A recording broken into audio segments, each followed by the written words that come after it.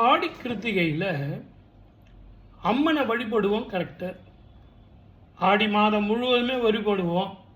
நீங்கள் நம்ம ஷார்ட்ஸு வீடியோலாம் பார்த்தீங்கன்னா நிறைய போட்டிருக்கேன்.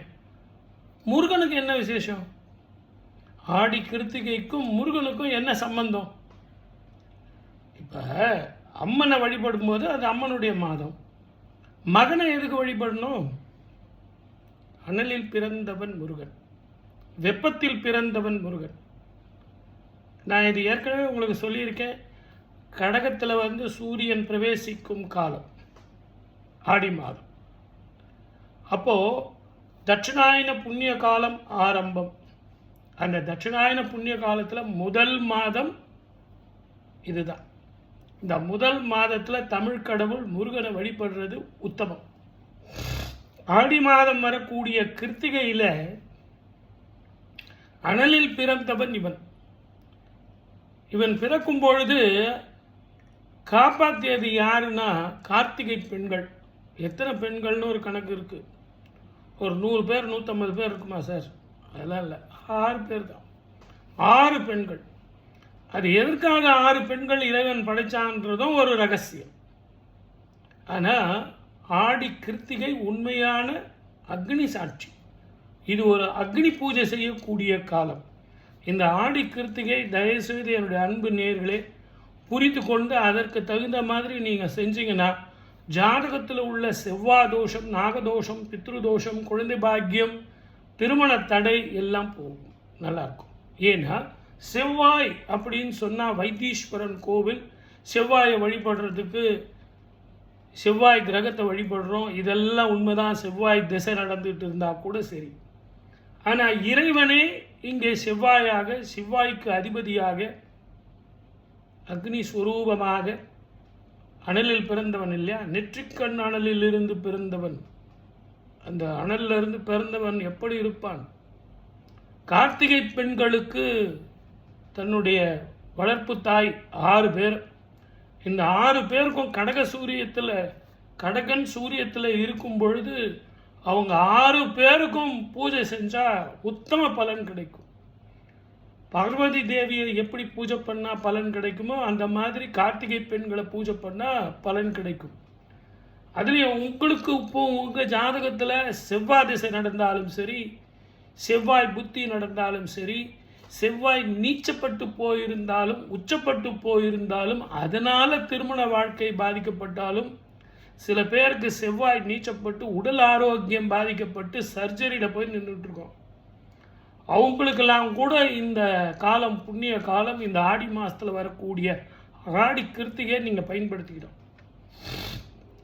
நான் உங்களுக்கு சொல்ல வேண்டிய அவசியமே இல்லை. ஒவ்வொரு முருகன் கோயிலும் ரொம்ப விசேஷமாக இருக்கும் சார். காவடி எடுப்பாங்க. பால் காவடி, பன்னீர் காவடி, மச்சக்காவடி, புஷ்பக்காவடி, சந்தனக்காவடி, இதெல்லாம் எடுப்பாங்க. நான் போய் சொல்லணுமா? ஜோதிடத்தில் நம்ம என்ன பண்ணணும் அப்படிங்கிறது தான் நான் உங்களுக்கு சொல்லணும். பால் அபிஷேகம், தேன் அபிஷேகம் மறக்காமல் பண்ணுங்கள். உங்கள் வீடு பக்கத்தில் இருக்கிற எளிமையான ஒரு முருகன் கோயிலாக இருந்தால் கூட ஆடி கிருத்திகையில் போய் பண்ணுங்கள். பஞ்சாமிர்த அபிஷேகம் பண்ணாமல் மிஸ் பண்ணிடாதீங்க. அது ரொம்ப ரொம்ப விசேஷம். அதே மாதிரி 6 நெய் தீபம் போட்டு வழிபடுங்க. 6 அகல் விளக்கு எடுத்துங்க. நல்ல புது அகல் விளக்கு எடுத்து நெய் ஊற்றி 6 தீபம் போடுங்க. காலையில் கோயிலில் போட்டேன் சார் அதோடு இருக்காதீங்க. வீட்டில் சுவாமிக்கு நைவேத்தியம் பண்ணி எல்லாம் நீங்கள் பிரசாதம்லாம் சாப்பிட்ட பிறகு ஒரு 6 தீபம் போடுங்க. அந்த 6 தீபம் இரவு முழுவதும் அந்த ஆடி கிருத்திகையில் நீங்கள் தீபம் ஏற்றிடும். அப்படி இருந்ததுன்னா கார்த்திகை பெண்களின் அருளும், முருகனது அருளும், செவ்வாய் தோஷமும் போகும் அப்படிங்கிறது ஒரு ரகசியம். இந்த தெய்வ திருவிழாவில் பாத யாத்திரை போவாங்க. தயவு செஞ்சு நல்ல தெற்கு சைடில் இருக்கிறவங்க அத்தனை பேரும் நல்ல ஞாபகம் வச்சுங்க. இந்த பாத யாத்திரை போகிறவங்களுக்கு தண்ணி கொடுங்க, காஃபி கொடுங்க, டிஃபன் கொடுங்க. வேறு கொடுக்குறாங்க சார், என்னால் கொடுக்கவே முடியலன்னா கொஞ்சம் ஒரு 20 கிலோமீட்டர் தள்ளி போய் மறுபடியும் அவங்கள ஆசுவாசப்படுத்துறதுக்கு தயவு செஞ்சு குடிக்க தண்ணி கொடுங்க, காஃபி கொடுங்க, ஒரு சின்ன டிஃபன் கொடுங்க. ரொம்ப கடினமான டிஃபன் கொடுக்காதீங்க. அதே நேரத்தில் அவங்களுடைய பாதங்களை கழுவி விட்டு மஞ்சள் தடவி குங்குமம் வச்சு அனுப்புங்க. இன்ஃபெக்ஷன் இருக்காது, இந்த வெயில் சூடு அவங்க கால்களுக்கு தெரியாது. அதே மாதிரி காலில் இருக்கக்கூடிய மஞ்சளும் குங்குமமும் அவங்களுக்கு ஆன்மீக பலத்தையும் உடல் ஆரோக்கியத்தையும் தரக்கூடியது. தயவு செஞ்சு இதை பண்ணிங்கனாலே, செவ்வாய் தோஷம் உள்ளவர்கள், செவ்வாயினுடைய தாக்கம் இருக்கிறதுனால குடும்பம் பிரிந்த தம்பதிகள் ஒன்றாக சேருவாங்க. கணவன் மனைவி சண்டை போட்டு பிரிஞ்சிட்டாங்க இல்லைங்களா, அவங்க ஒன்றா சேருவாங்க. அந்த கணவன் மனைவி பிரச்சனை தீரும். குழந்தைகளோட உறவுகள் நல்லா இருக்கும். இதை எல்லாத்த விட ஒவ்வொருத்தரும் அந்த ஆடி கிருத்திகை அன்னைக்கு கோவிலுக்கு போயிட்டு தான் வரணும். முருகன் கோவிலுக்கு போயிட்டு வாங்க. ரொம்ப ரஷ்ஷாக இருக்கிற கோவில் போகிறத விட சாதாரணமான கோவிலுக்கு போயிட்டு வாங்க. 6 முறை வலம் வாங்க. முருகனை பாருங்க. சுவாமிக்கு பால் வாங்கி கொடுங்க, தேன் வாங்கி கொடுங்க, பஞ்சாமிர்தம் பண்ணுறதுக்கு பழங்கள் வாங்கி கொடுங்க. அதே மாதிரி சுவாமிக்கு நைவேத்தியம் அலங்காரம் இதெல்லாம் பண்ணி தீபாராதனை காட்டும்போது பாருங்க, அக்னி ஸ்வரூபமாக முருகனை தரிசனம் செய்யணும். அப்படிங்கிறதா மிகப்பெரிய ரகசியம். ஆடி கிருத்திகையில் முருகனை அக்னி ஸ்வரூபமாக பார்க்கணும். அதனால தான் நம்ம வீட்டில் 6 தீபங்கள் போடுங்கன்னு நான் சொல்கிறேன். முருகனை 6 விதமான அலங்காரத்தில் தீப அலங்காரத்தை தீப ஜோதியில் நீங்கள் பார்க்குற மாதிரி ஒரு கணக்கு. அதே மாதிரி செவ்வரளி மாலை, எல்லா பூக்களையும் நீங்கள் சாமிக்கு கொடுக்கலாம், தப்பு இல்லை. செவ்வரளி மாலை கிடைச்சதுன்னா அதை வாங்கி எடுத்துகிட்டு போய் சுவாமிக்கு கொடுங்க. ரொம்ப பிரீத்தம். இந்த ஆடி கிருத்திகைக்கு நீங்கள் பண்ணீங்க அப்படின்னா ரொம்ப ரொம்ப சந்தோஷம். 6 புடவை தானம் பண்ணுங்க. உங்களால் முடிஞ்சால் பண்ணுங்க. இல்லை சார் நான் ரொம்ப கஷ்டப்படுறேன் அப்படின்னா பரவாயில்ல, விடுங்க. 6 ஜாக்கெட்டாவது தானம் பண்ணுங்க. தயவு செஞ்சு கருப்பு கலரில், ப்ளூ கலரில் அதெல்லாம் தானம் பண்ணாதீங்க. சிகப்பு, பச்சை, மஞ்சள், இந்த நிறங்கள். அதுலேயும் இது அக்னி பூஜைன்னு சொல்லிட்டேன். இந்த அக்னி பூஜையில் நீங்கள் தயவு செஞ்சு சிகப்பு நிறத்தை பயன்படுத்துறது அற்புத பலனை கொடுக்கும். என் அன்பு நேயர்களே, ஆடு கிருத்திகை மிக பொக்கிஷம், தவற விட்டுறாதீங்க.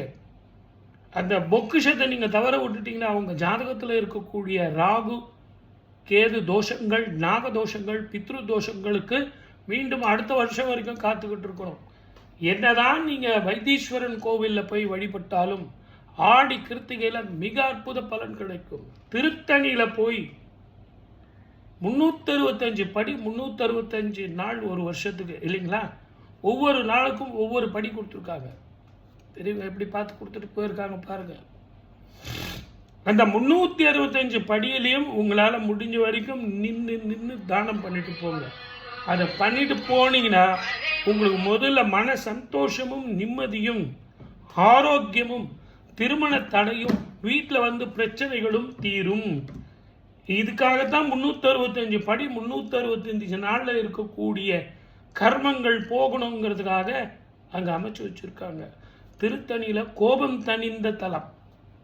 இந்த ஆடி கிருத்திகையில் கோபமாக இருக்கிற கணவன் மனைவி, சண்டை போடுறவங்க, பிள்ளைங்க ரொம்ப கோபமாக இருக்காங்க, அவங்களெல்லாம் கூட்டிகிட்டு போய் 6 தீபம் அவங்க கையால் அகல் விளக்கில் 6 தீபம் போட்டால் கோபம் தணியும்.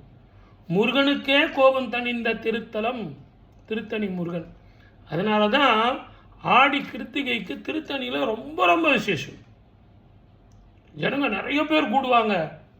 சாயந்தரம் பார்த்தீங்கன்னா திருவிழா கோலத்தில் தேர் திருவிழா நடக்கும், தங்கத்தேர் கூட நடக்கும். அப்படிப்பட்ட விசேஷம். எல்லோருமே மலை ஏறி போய் சுவாமியை வழிபடுவாங்க. பழனியில் ரொம்ப ரொம்ப விசேஷமாக இருக்கும். அறுபடை வீடுலையும் முருகனுடைய நாமம் தான். எங்கே போனாலும் அரோகரா முருகா முருகா முருகா, அரோகரா முருகா அப்படின்னு சொல்லிட்டு இருப்பாங்க.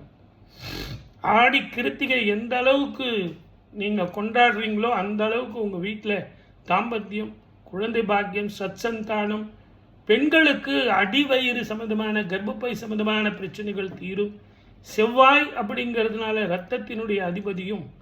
அதே மாதிரி இந்த நிகழ்ச்சியை தயவு செஞ்சு நல்லா ஞாபகம் வச்சுங்க.